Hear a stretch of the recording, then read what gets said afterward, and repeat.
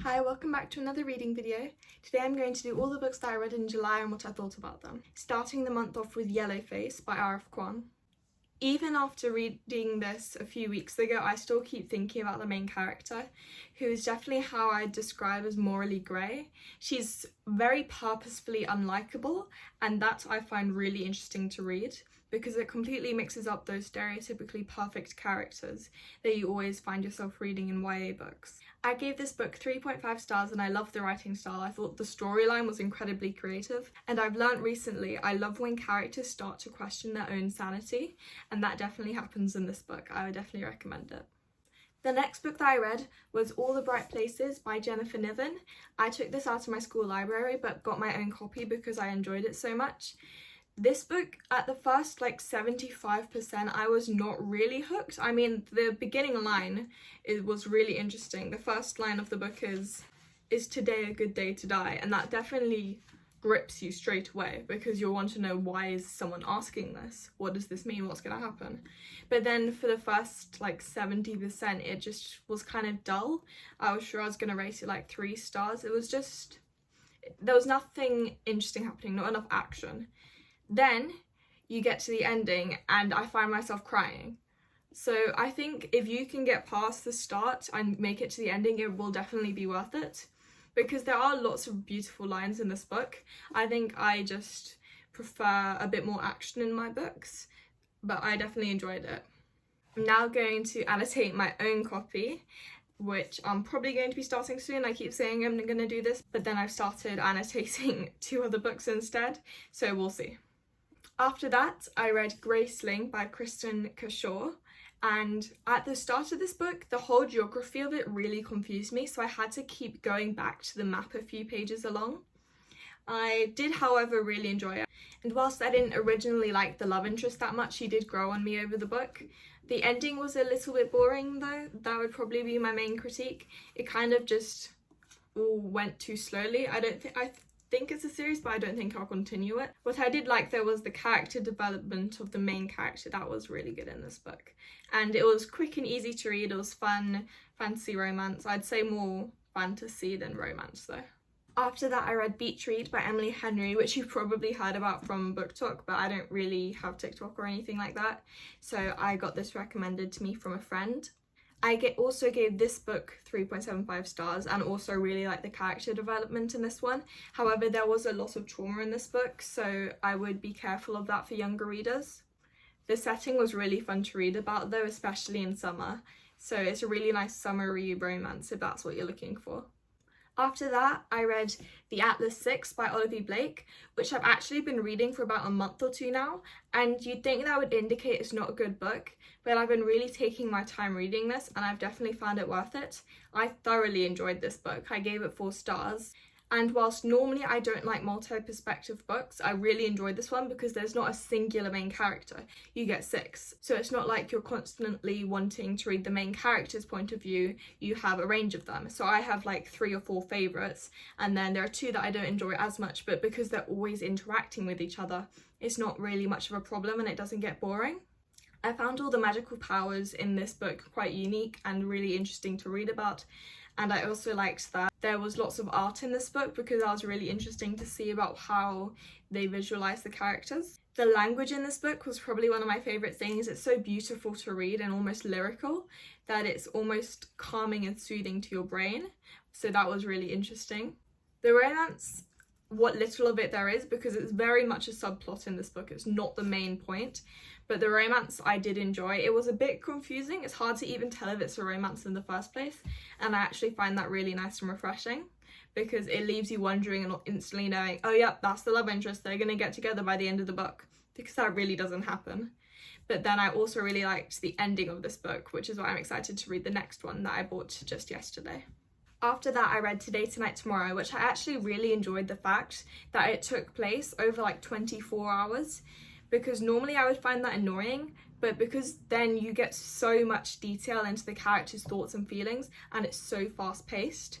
The only thing I don't like the most is that it's the trope of it is academic rivals to lovers, but it feels a bit unrealistic that you go 4 years hating someone then all of a sudden fall in love.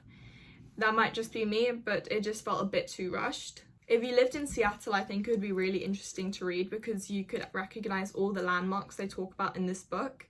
But I gave it 3.5 stars. I didn't not enjoy it, I just found it a good book. After that, I read The Way I Used to Be. This book had me crying by the end and I really enjoyed it. I read it completely in one sitting when I was supposed to be having breakfast with my family, but I'm so happy I read it because it was such a great book.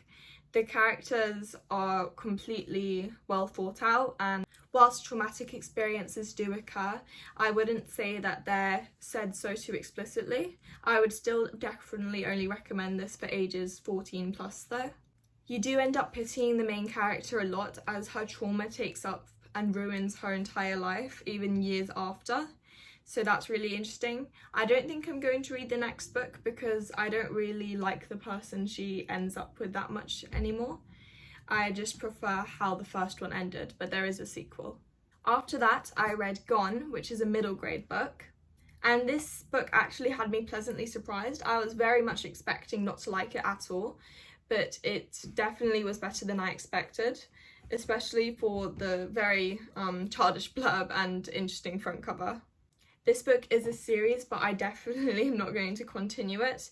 I found it interesting as a single standalone book, and I think there's about 7 to 8 more, but yeah, I'm just going to leave it at this one. What I did like was that I don't normally like male protagonist books because the perspective I find hard to relate to, especially when they make annoying, impulsive decisions that they just don't think through. But this one, the main character was smart, he thought through all his decisions, and so I found that one really refreshing and interesting to read. After that, I read one of my top 10 books of the year. I gave this book 5 stars. And I don't really know why I'm surprised. It's been blown up over the internet. It's a debut novel and it is Powerless by Lauren Roberts. So originally starting this book, I couldn't help noticing all these little similarities that I couldn't tell if it was just me or if it really was what I was suspecting. For example, one of the characters' names is Kai Azza, and I found this very, very similar to Kaz Brekker from Six of Crows. Again, I feel like I'm reading too much into that, but I couldn't help it. And then also the main character in the first chapter is basically stealing, which is suspiciously like Mare in the Red Queen series in her first chapter. And then also the trials reminded me a lot of the Hunger Games. However, I think if I look past these things that my mind may just be overanalyzing. This is such an incredible book. The love interest I find are really interesting to read about in his perspective. Again, this was a dual perspective book, and yet I still really loved both of them. There were some incredible lines in this book and ones that I really enjoyed. I've just started tabbing. One of them was, "Darling, I'm used to being covered in other red sticky liquids far worse than wine."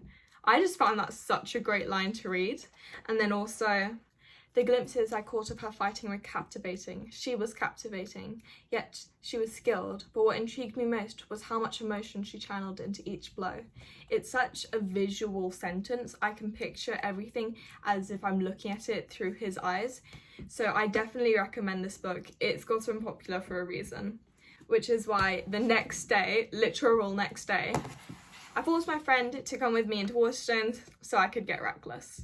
In this plot, I found a lot less things that reminded me of other books, which could either be that it was slightly more original, or maybe I just wasn't paying attention because I was so gripped and hooked by it. I loved the tension in this book, but I would not like to note that in the first one, Powerless, it's advertised as enemies to lovers, but it really isn't, and I don't think you should go in expecting that. It's more like extreme tension, distrust almost, but I wouldn't call them enemies because there is like a desire and a care there quite early on. Just don't go into this expecting full-on enemies to lovers, just enjoy what they do give you. However, this one, Reckless, had much more of what you could call enemies to lovers in it. I'm completely desperate for the next book after this cliffhanger, which when reading I found completely shocking, but then 5 minutes later I was like, in hindsight I can see that coming, because it kind of feels like one of those stereotypical endings that I don't know where I've seen before, but I feel like I have seen before. My main critique would have been in the scene where they almost drown and Kai puts the chain back around her ankle. I would have loved if she'd stayed angry and distant from him a lot longer, because it feels like she just forgives and forgets too quickly. And if she was more angry that he's basically leading her to her death, though I guess we'll find out in the next book. But in general, this is still a 5-star book. I really enjoyed it. I'm going to wait to read Powerful until like 5 or 6 months later, because I want to read it a month or two before the third book, Fearless, comes out, so I can just be refreshed and re-immersed into the world and be hyped up and excited for it. So these are all the books I read this month and the other 4 more. I did fail the challenge that I set for myself on reading those 10 books I picked out, because I didn't read Lessons in Chemistry or Bunny, but I'm not going to be upset with myself and force me to read them next month, because I definitely got out of my book slump. I read 2 more really good books, and I read most of the ones that were on my list, which did bring me out of my comfort zone. So I'm going to call it a success. Thank you so much for watching. Let me know what you thought of these books and any other recommendations, and I'll see you in the next video.